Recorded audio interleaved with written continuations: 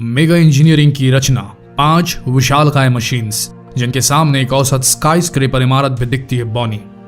अगर सवाल यह पूछा जाए कि इंसान की प्रगति में किस आविष्कार ने सबसे अधिक योगदान दिया है तो जवाब होगा मशीन्स ने।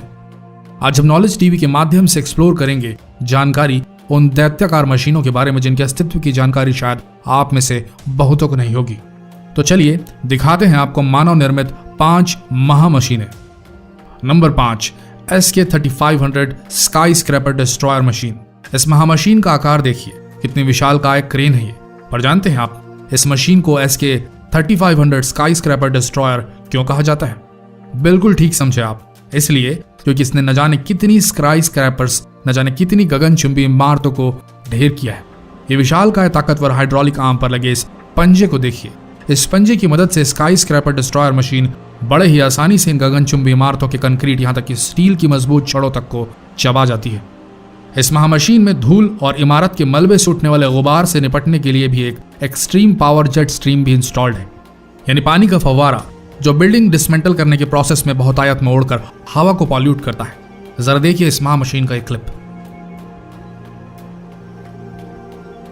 Number 4, tunnel boring machine.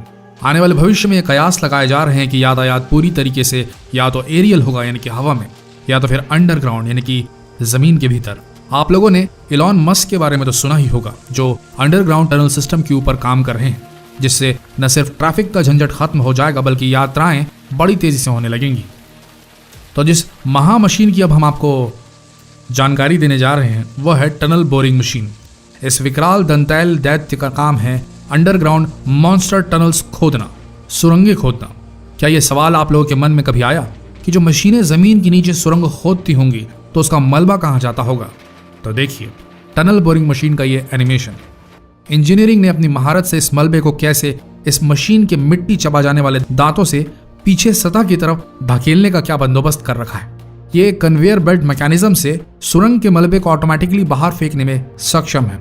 आने वाले जमाने में इस टनल बोरिंग मशीन से बहुत ज्यादा काम लिया जाना है। देखिए ये क्लिप कि किस तरह ये मशीन काम करती है।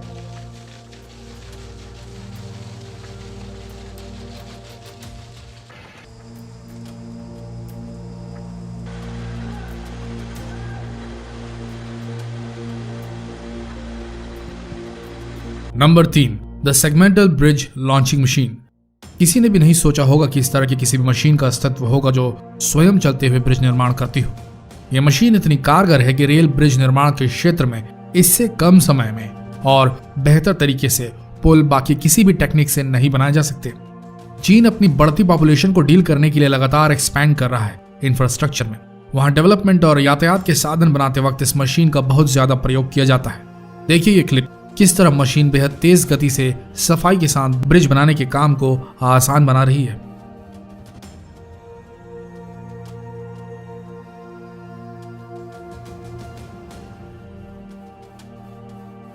Number 2, wave power form. यह देखिए इस मशीन को। इस मशीन का काम है समुद्र की लहरों में जो काइनेटिक एनर्जी होती है उससे इलेक्ट्रिकल एनर्जी में बदलना। इसके लिए यह वेव इलेक्ट्रिसिटी जनरेटर समुद्रों में प्लांट की जा रही है।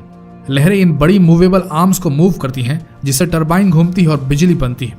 आने वाले समय में जब हम सब रिन्यूएबल सोर्स ऑफ एनर्जी की तलाश में होंगे तो समुद्र में इन्हीं विशालकाय वेव पावर फार्म्स का बोलबाला होगा जहां से बिजली बनाई जाएगी।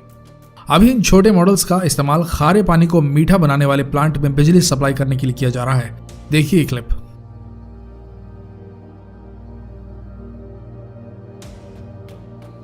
नंबर 1, जब बात दुनिया की सबसे बड़ी मशीन की हो रही हो तो हम लार्ज हैड्रन कोलाइडर को कैसे भूल सकते हैं। यह मानव निर्मित दुनिया की सबसे बड़ी मशीन है और मानव इतिहास की सबसे महंगी मशीन भी है, जिस पर $10 बिलियन से भी अधिक धन लगा है। इस महामशीन लार्ज हैड्रन कोलाइडर, जिसे शॉर्ट में LHC भी कहा जाता है, इसके बनाने का कारण यह है कि ताकि लाइट की स्पीड में सफर करते 2 अति सूक्ष्म पार्टिकल्स के बीच कोलिजन यानी कि टकराव के दौरान जो परिस्थितियां पैदा होती हैं उनका अध्ययन किया जा सके। वैज्ञानिकों का मानना है कि इस परिस्थिति के अध्ययन से यह एनालिसिस किया जा सकता है कि हमारे ब्रह्मांड की रचना आखिर कैसे हुई।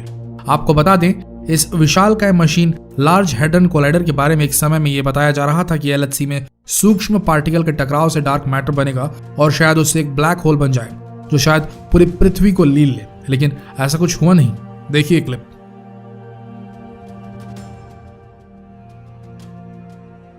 तो दोस्तों, कैसी लगी ये महामशीन्स और आपके हिसाब से इनमें से कौन कौन सी मशीन्स हमारे भारत में भी होनी चाहिए? कमेंट जरूर करना। धन्यवाद।